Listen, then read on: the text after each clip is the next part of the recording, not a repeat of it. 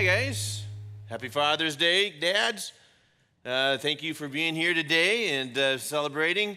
I know that there's a lot of perfect dads out here in our audience today. I read your Facebook posts. I always see that. It's amazing to me how many best dads ever we have in our church. Just great stuff. So, thank you for making my day. Anyway, we have been in a message series for the last several weeks talking about boys to men. And it's about a dad who's been writing to his son, trying to help him figure out life and giving instruction and wisdom. And he has a vision for his boy on what a man is supposed to look like. Here's what maturity looks like. Check this out. A mature person is kind, loyal, trusting the Lord, puts God first, knows right from wrong, turns away from evil, listens and learns, does what is right. And if you do those things, the benefits are massive. Long life, favor with God and people, success, health, riches, peace, protection. A pretty strong vision for the future for this kid. If he listens to the wisdom that his dad's sharing with him. If, right? It's all about if. It's not a fairy tale. He's not sprinkling magic stuff on his head. This is about if you follow this, here's what it happens. One more piece of advice. This is the last one we get. Proverbs 3:29 through 35. Don't plot harm against your neighbor, for those who live nearby trust you. Don't pick a fight without a reason when no one has done you harm. Don't envy violent people or copy their ways. Such wicked people are detestable to the Lord, but he offers his friendship to the godly. By the way, I think that'd probably be a good word study. What is detestable to the Lord? Probably should know what that is, by the way. The Lord curses the house of the wicked. He blesses the home of the upright. The Lord mocks the mocker, but is gracious to the humble. The wise inherit honor, but fools are put to shame. So here he says, don't plot harm, don't pick a fight, don't envy violent people. Here's how you're to live if you're a wise person. Immature people plot harm. Immature people pick a fight. Immature people move quickly to violence. I think all of that should be on a driver's license test. Right? That to me is like, before you get that, you have to be able to handle this. You can't be violent. You can't plot harm. You can't pick a fight for no reason. Recently, I pulled into traffic. There was a guy coming from the direction I was pulling into, and so he was moving at a high rate of speed, and he did not want me to pull out in front of him. He gestured violently. He was furious. Furious with me. Fortunately for me, Mitch is right in the passenger seat, and Mitch is a fairly large person, so I felt like, okay, and I think pretty sure Mitch would take a bullet for me. I'm not sure. But this man was this is early in the morning, and he is messed up. Messed up. Mitch looks at me and says, I wonder how the rest of his day is going to go. He is so mad. I'm not sure what sets people off towards violence and revenge, but we move quickly there anymore in our culture. I know this is extreme, but I did some research this past week in the city of Chicago. From January 1st to June 7th, there's been 244 people killed and shot. 1,363 shot and wounded. It's insane to me. And again, not a night goes by in our city without the news hitting us about the next victim of crime and violence. We watch violence in our streets and national political rallies anymore. Everywhere we look, there's hatred and conflict and war. So much violence. It doesn't take much to set us off anymore. And there may be all kinds of reasons why that's happening. Economic struggles, injustice, greed, racial tension. And those certainly are big problems. But the problem, I think, is far deeper than any of those things. Mark 7:21.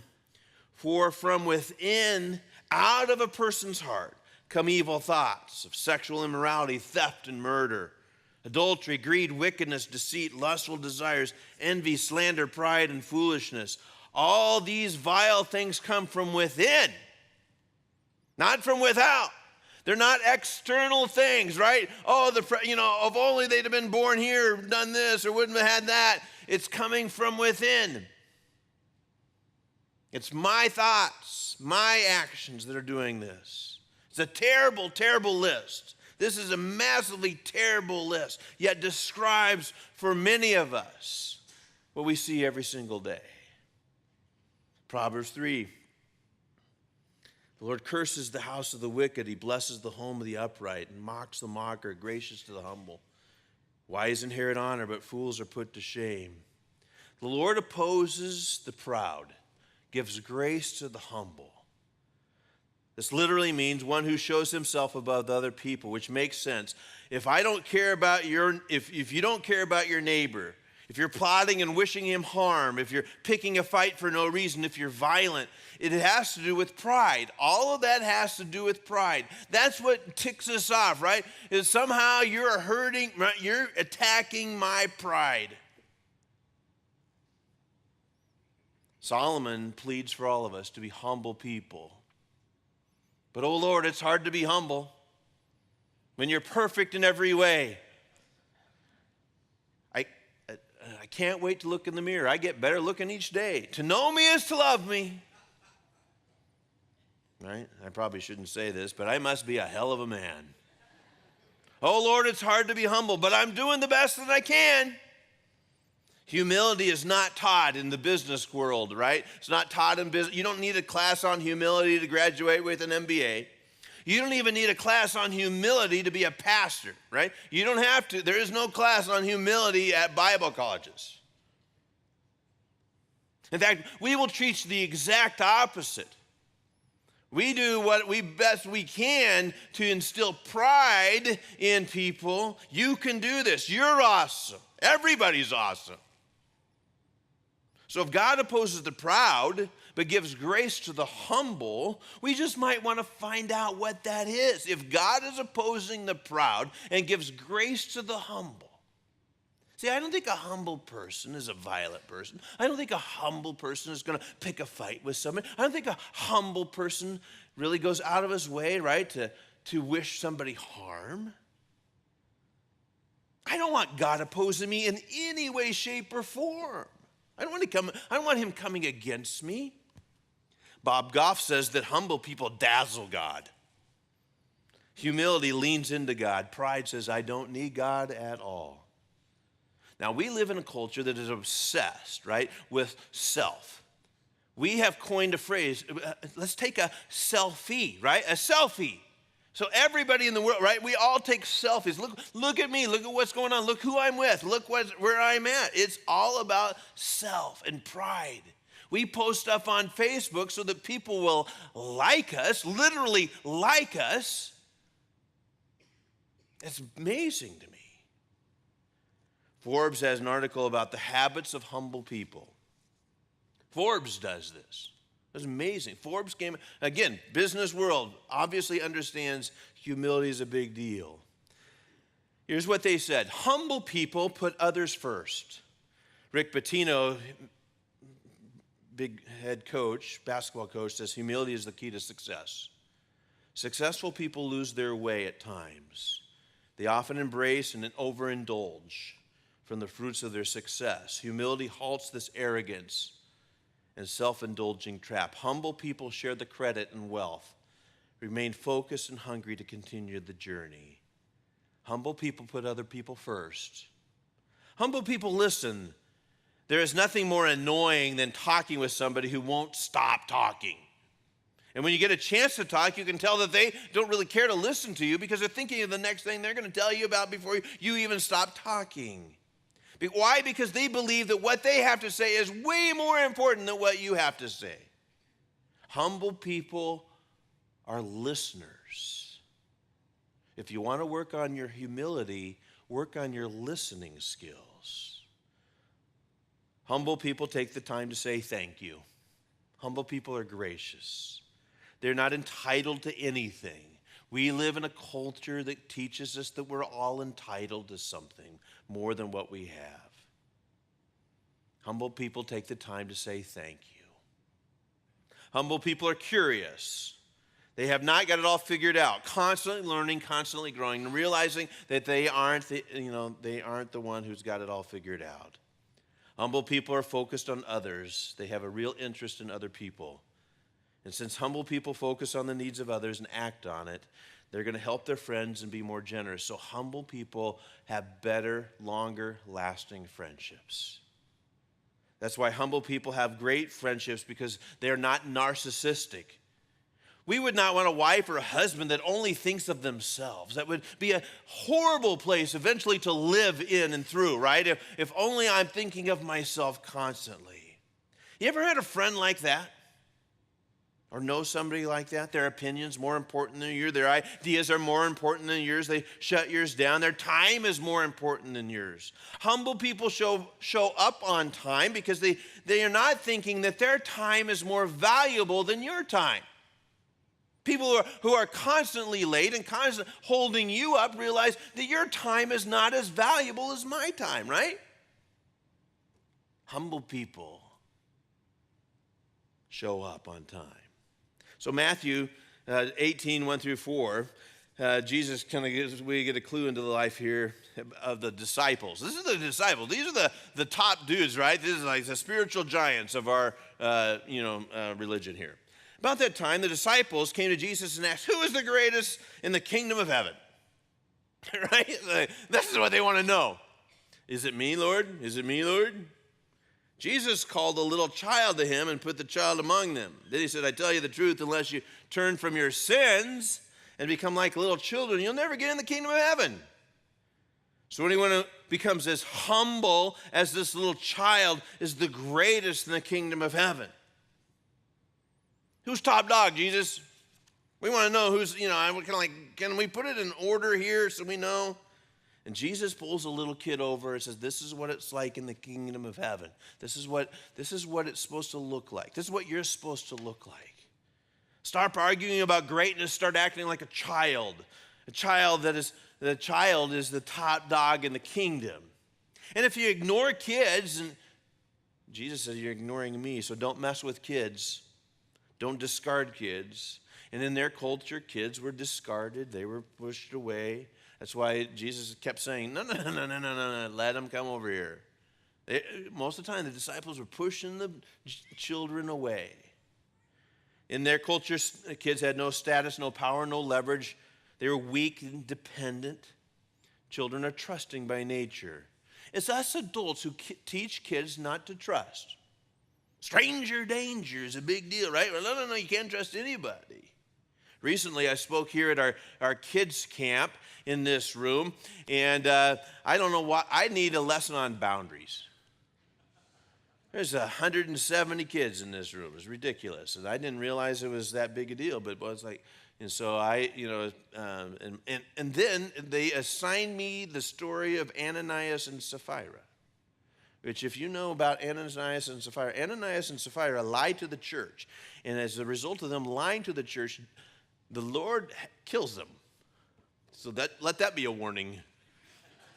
So I'm teaching children about this, right? Lying, right? It's like, so this was my line. I ran it by Linda. I said, if you lie, you die. She said, you can't tell that to children. They're like, okay. That's all I got. And so what we talked about was if you lie, it breaks down trust, right? And the reason you want your parents to be able to trust you, right? So if you tell the truth, trust is given. And again, we talk about consequences, but if you want to, teenagers, if you want to be able to do whatever you want, your parents have to be able to trust you. If not, you won't get to do whatever you want. They have to be, right? Because trust is earned over time and honesty and all integrity, all that kind of stuff. And by the way, kids, students, you can have an incredible relationship with your parents if you're trustworthy. If you're not trustworthy, it's going to be massively difficult. And then you're going to say this, why don't you trust me? Because you keep lying. It's simple. It's very, very simple. So I pulled a kid up who I've known all her life. Put her up on stage right here. And I said, I want you to turn around like this, and I want you to fall back into my arms. It's a trust fall, right? And I've known her all her life. I have a great relationship with her. She would not do it. I was begging her. She was, I don't want to. I don't want to. Like, no, I'm going to catch you, honey. You can trust me, right? She wouldn't do it. And she's little. I mean, she's like, there's no way I couldn't catch her, right? And again, she just, somebody somewhere had caught her. This is a bad idea. I pulled another kid up who must have weighed about 15 pounds. This is going to be easy. He wouldn't do it either. I finally pulled him off. You can trust me. Humility throws out status and power and control so that we learn, right, to trust. Philippians 2:8 says he's talking about Jesus. Paul's writing here. He says he humbled himself in obedience to God and died a criminal's death on a cross. Jesus, who had status and power and control and position and authority, gave it all up, traded it all in for a cross, came not to be served as a king, simply came to serve. It was an attitude thing for Jesus. Selfishness ruins relationships. And again, selfishness massively helps us move right into plotting harm and being violent. And selfishness can ruin a church. Humility builds it up. We are to consider others more important than ourselves. A humble person serves. How have you done that lately? How have you served your wife lately? How have you served your neighbor lately? How have you served your church? How do you serve your community? Well, I don't have time for that, right? I don't have time for that. You know, when I hear that, and when the Lord hears that, that's just pride. If I say I don't have time for that, that just means my time is way more valuable than anybody else's time. I don't have time for that. I wish I could, Mark. I really wish I could help serve in the church, but I don't have time for that. I'd love to go down there. I don't have time for that. The servant says, well, I can do something about that. I can step up. I can help. I'll do something today. And you can, by the way, you can build a church on humility. You can build a church on servanthood. You can't build a church on, let's let somebody else do it. You can't build a church on that. Well, somebody else is going to do that. Well, someday I'll be able to do something about that, but too many dreams and too many hopes have died because somebody said somebody's going to do something about that. Someday becomes months, and months become years, and then nobody does anything. Someone needs to do something about the lost people. Someone needs to do something about poverty. Someone needs to do something about the violence in our communities. Okay, so what can I do about all of that? He'll give grace to the humble, but he's going to oppose the proud.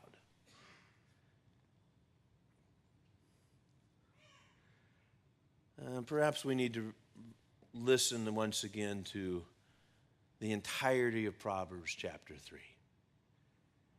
Maybe we've missed a few weeks. Maybe I wanted you to hear that today, and so I've asked my friend Scott Stocking if he'd come and just share Proverbs chapter 3 for us today. And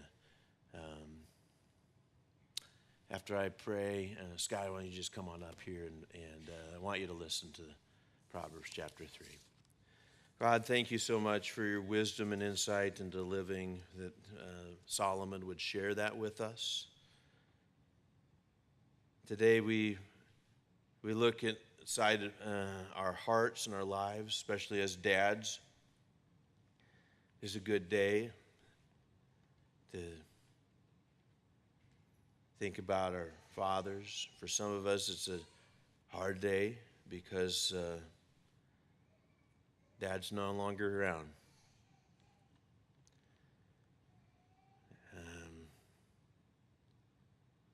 Our hearts hurt for people who've lost their dads. Maybe it's a hard day because Dad wasn't around at all. We don't have much of a relationship anymore. We just kind of, that aches a lot in our heart. Just sad a lot. Today, maybe we would take a look inside.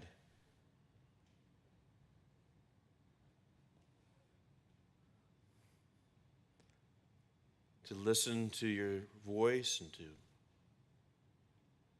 begin to make a change. Instead of being immature people, we would become mature. Listening and being guided by your word. So maybe today would be a good first step from becoming a boy, from becoming a man from a boy. All right. In Christ we pray. Amen.